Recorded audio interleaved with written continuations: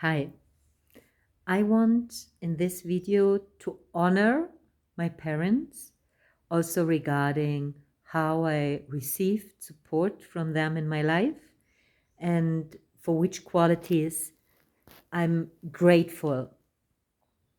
And obviously, we have always different things. Our parents pass on things to us which really support us, which are warming and loving and which feels very positive and encouraging.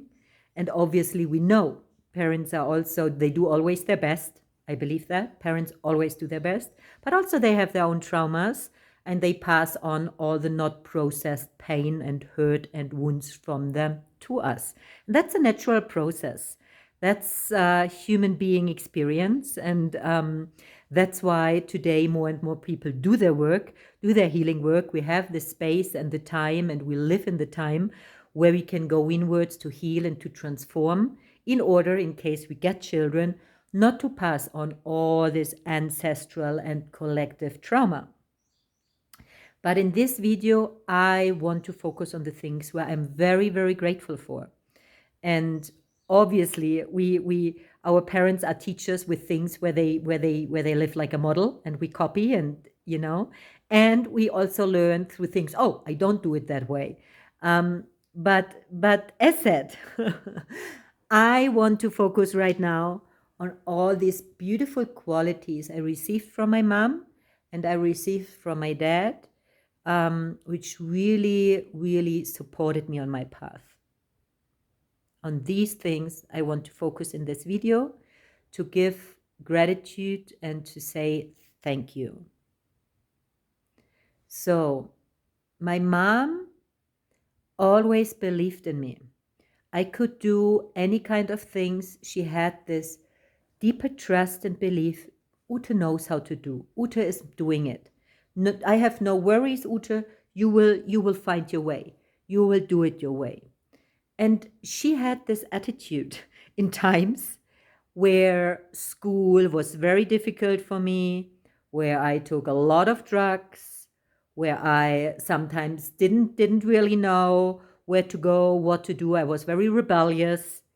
And she was quite calm with whatever trouble, whatever difficulties came up. She was calm and she had a warm heart, and she always gave me the feeling, you will know, I trust. She always said, you have so much strength, you have so much clarity, you're so connected, you know how to do these things. And she expressed very often the respect and admiration towards me as I am as a person. I was in my friend circles, I was often someone who helped and supported a lot the others, but also who was guiding the people, holding them together. If someone needed help or had some issues, I was there, even in the night. If someone knocked on the door when I still lived with my mom, I moved out from my mom when I was 18. So the years before, I was always there. And she had a lot of respect always, how I manage the things, how I articulate the things, how I move forward. So I feel, looking backwards, that this really formed and shaped me in a way to trust myself and to move on and to stay calm. And also to my mom, when I was little, when I was a baby, she gave me a lot of love. She was there a lot. She breastfed me. She didn't give me these typical vaccinations when I was a baby. So I had all these children's sicknesses. I remember, I don't know the words in English, but I had them. And I remember I was with high fever. I had all these dots or bubbles from these different children's sicknesses. And in Germany, many children got already these vaccinations. I didn't. And I'm very grateful for my mom that she didn't, because I feel I have a very strong immune system. And she sat there. I don't know where she had that from. I would say my mom was not this spiritual, most connected, educated person, But she had this intuition. My mom always had an intuition, a feeling. And she numbed herself in many ways. Yeah, and she has now a lot of consequences because of all her emotional numbing and putting it, in German we say, below the carpet. So that's her journey. But she had this intuition, and she always told me when I was a little child, no, when you have all this fever and you go through, your immune system will get stronger. And I have a very good and strong immune system, so I'm very grateful for that as well.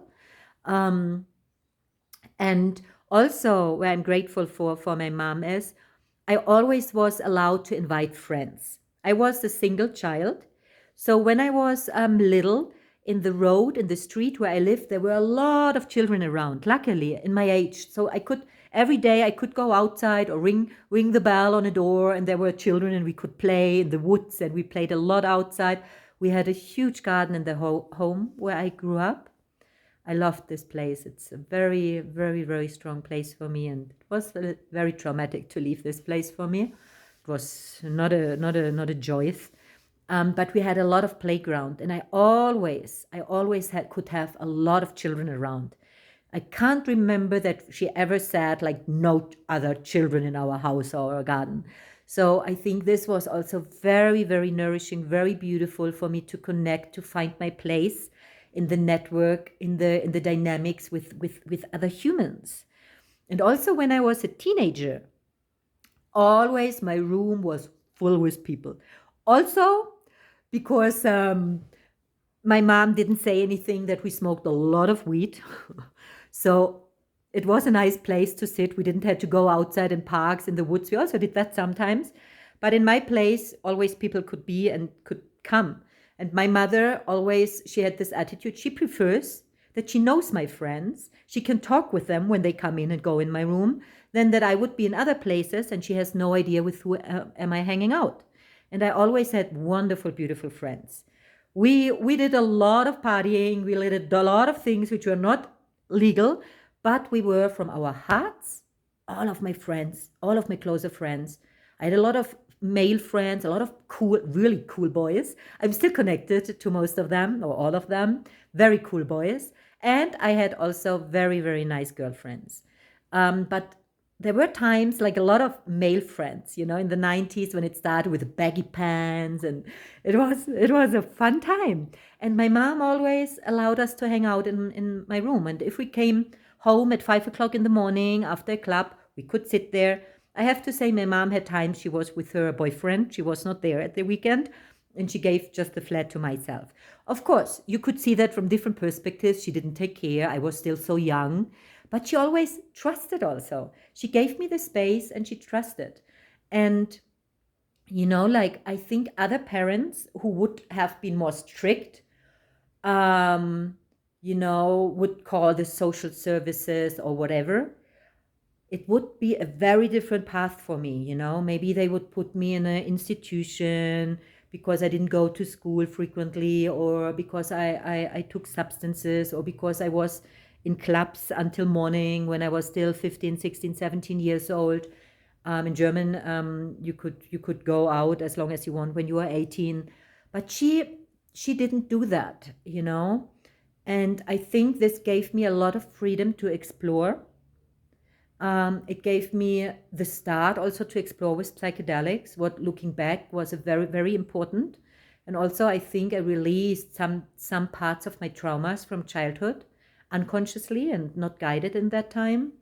But I feel like the space my mom gave me as a teenager was very, very healing and good for me, because my dad, with who I didn't live, he was like more strict. And if there came strictness, I was going against it. And that caused tension and harm. But the space, I could be free, explore, and I had responsibility. I didn't do bad things to others. I was always social and had a good heart.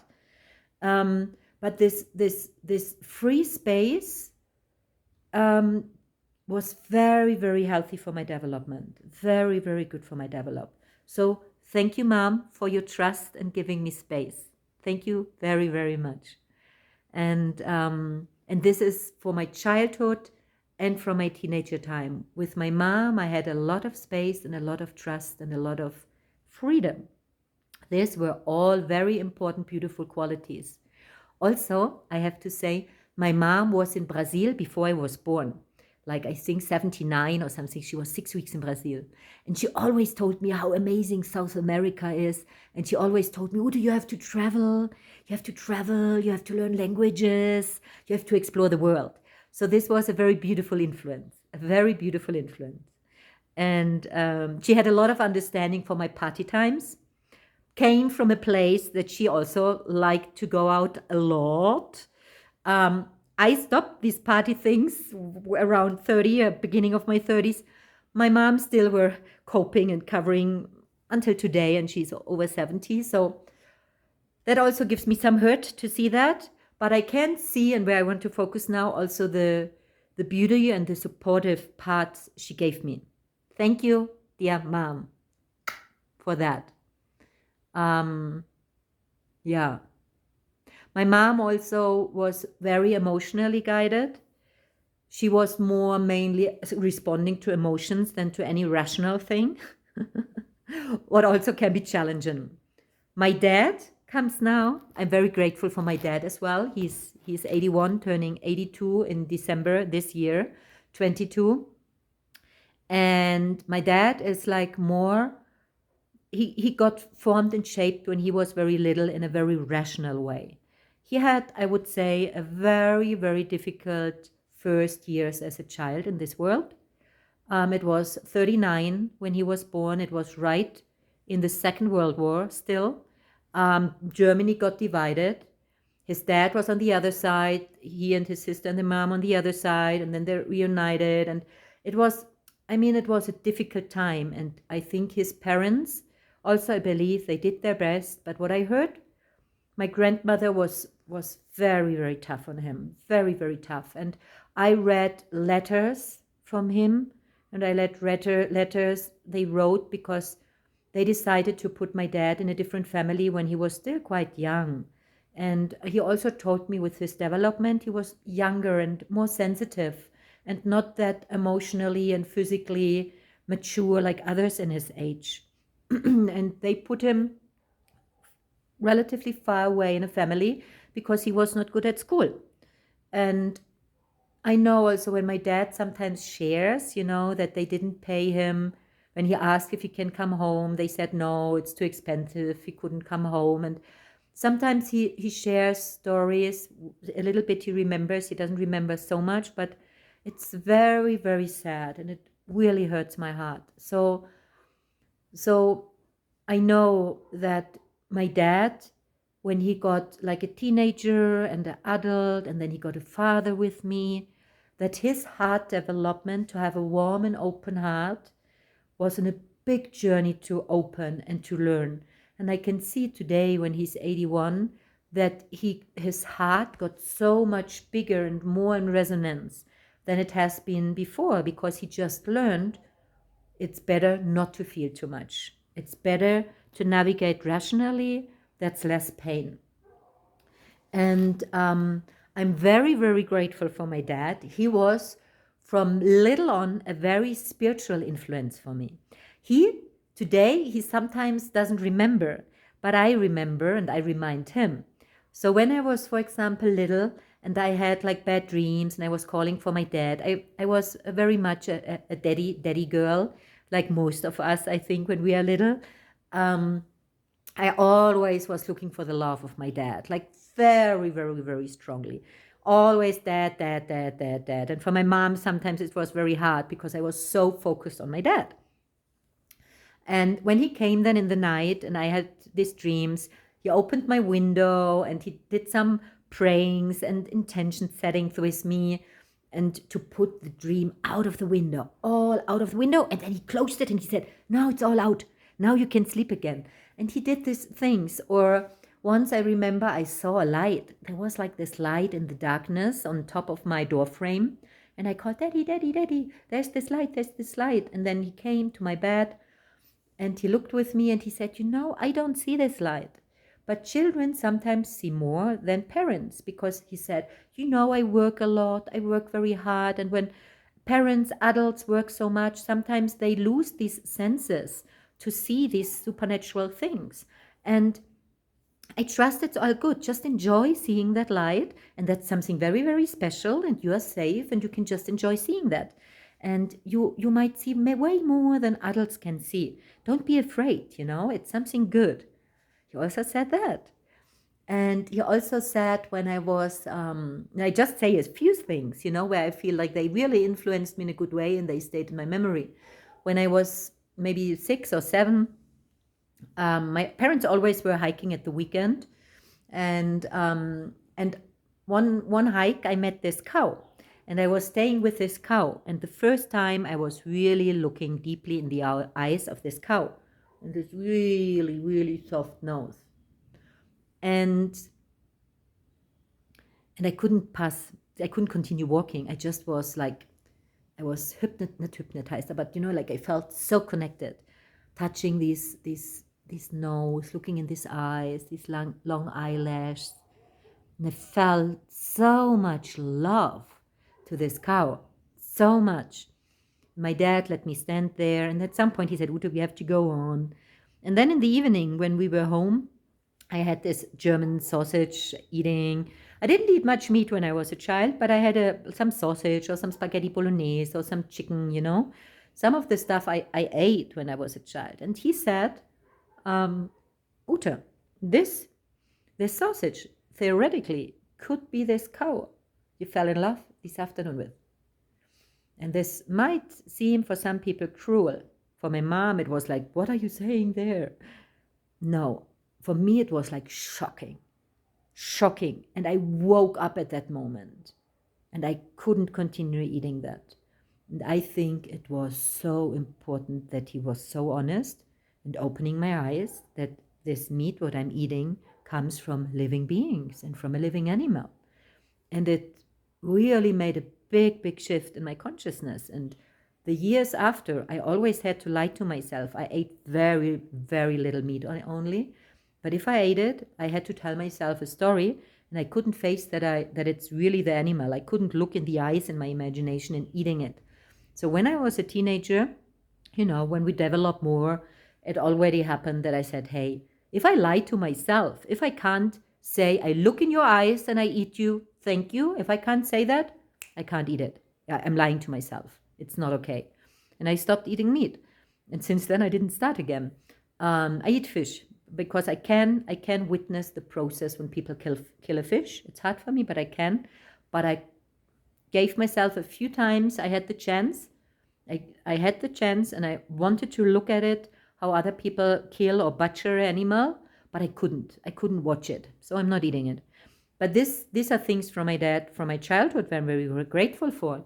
And when I think when I turned like 11 or 12 years old, at least 12, he was feeding me with books. Positive thinking, Buddhism, tarot cards, handline reading, all kind of books to open more up. Because he said, Ute, there are a lot of things you can believe, and it's very important, to not just stick to one line, to be more open and read different things and to create your own truth.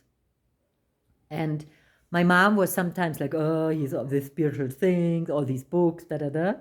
And I also, when I was 12 or 13, like I was a little bit against the things my dad found good.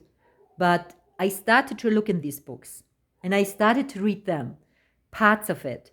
There were also like a past and a journey into past life, which this book had a huge impact on me, because a little later I started to experiment with mushrooms. And I had a journey where I went through different layers and I didn't know what it was. And I freaked a little bit out on it, and I thought I never ever do mushrooms again. A week later I did it again, but it was very scary. I thought I get a psychosis. I thought I'm not coming back. And then I had this book and I was reading through this book, and it was exactly the same experience this person had who were traveling to a past life, which I had on these mushrooms and other seeds and psychedelic plant stuff we got from the Netherlands in that time. So this book, because I didn't have wisdom keepers around me who could guide and teach me about my psychedelic experiences or spiritual experiences, I didn't, but I had these books where I could find some answers and some guidance. And looking back, oh my gosh, this had a huge impact to find my path and to find my alignment where I'm today in life. And I mean, my mom, when she told me about you have to travel the world and learning languages, she never wished that I'm gone for many, many, many years and my whole, like leaving with 30 and not coming back, more or less. I left with 28, actually, Germany, most of the time. And my dad also, when he gave me all these books and encouraged me to look into different ideas of living, he also didn't wish that I leave Germany to learn and study with shamans and drinking ayahuasca in the Peruvian jungle. No, he wanted something very different for me. And my mom always wanted to have me very close, But I'm very, very sure deep down, higher wisdom gave me these parents, or I chose these parents, who knows how it works, to help me to align with my soul, to help me, to support me, to create a path for me, to, to find my purpose and to do deep, deep work of transformation and to reach the place exactly where I am. And of course, there's so much more what I need to learn and want to learn and to heal. But I'm so grateful for my dad and my mom, how they brought the things together that I find my path here.